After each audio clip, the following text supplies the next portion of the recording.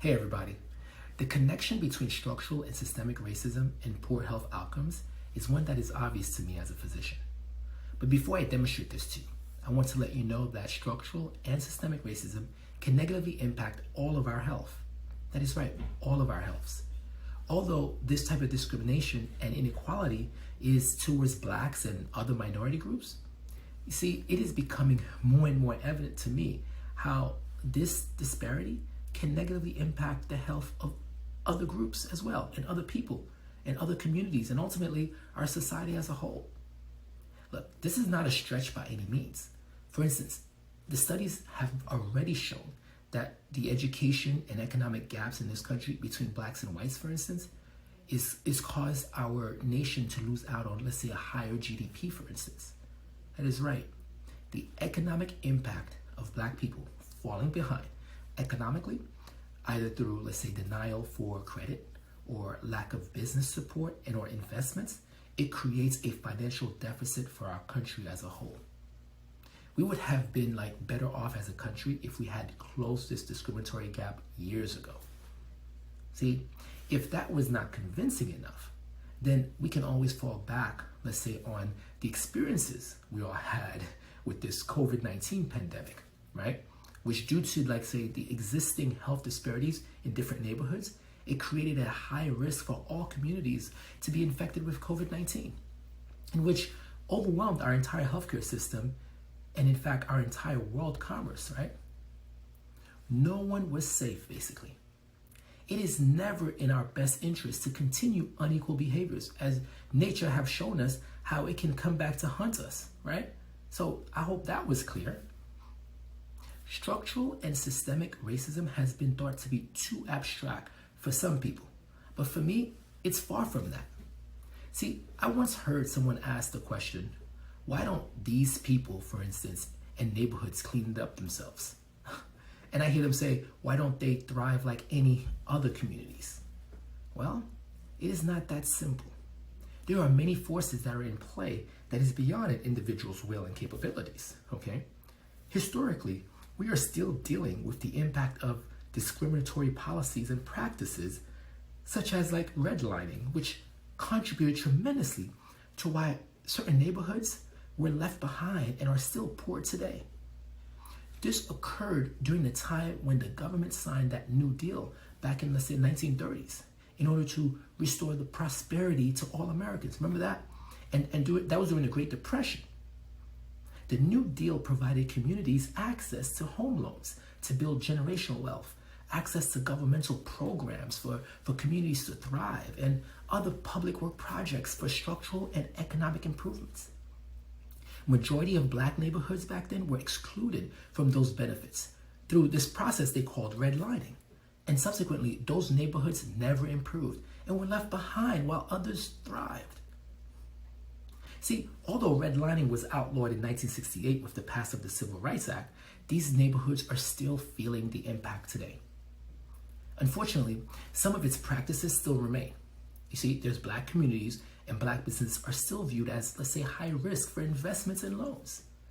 Subsequently, these communities are still run down and they struggle economically and ultimately are unable to thrive. Because I decided to practice in those neighborhoods, I too fall victim to some of these challenges as a healthcare professional. That's right. While addressing my own battles with inequalities, right, I also have to stand to mitigate the health impact of such structural and systemic racism on my patients in this community. Unfortunately, our healthcare system is structured around available resources that causes many communities to suffer and experience poor health outcomes. These communities experience poor access to crucial healthcare services.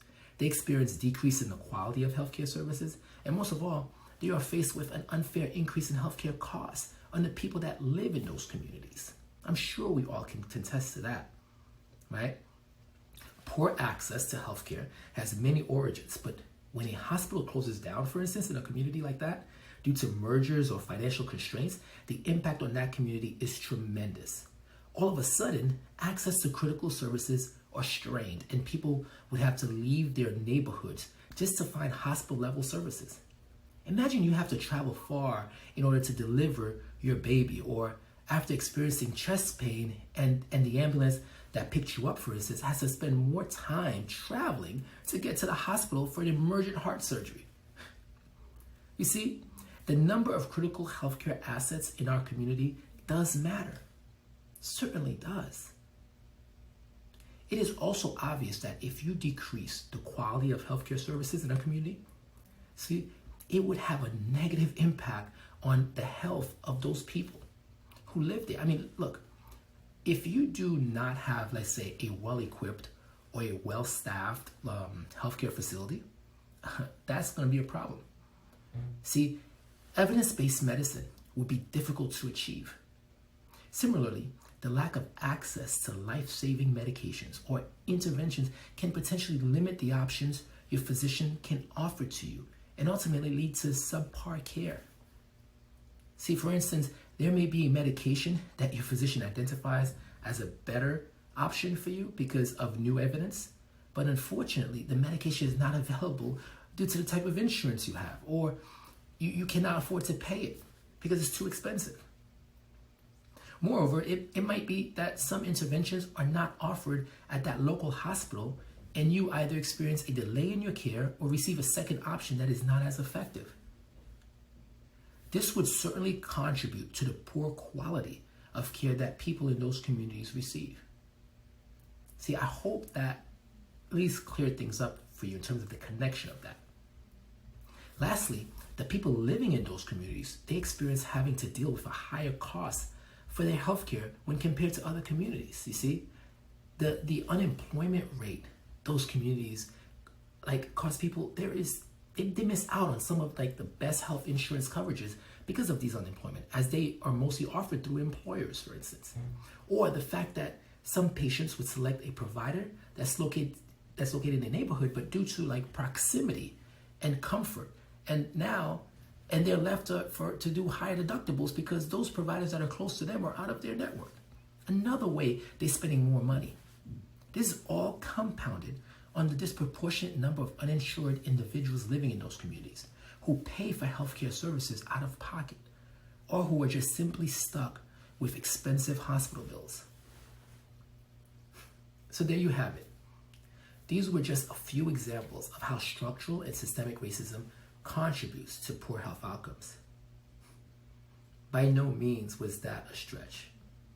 Anyway, I'm Dr. Coupe. I'm the People's Doctor. Thanks for listening.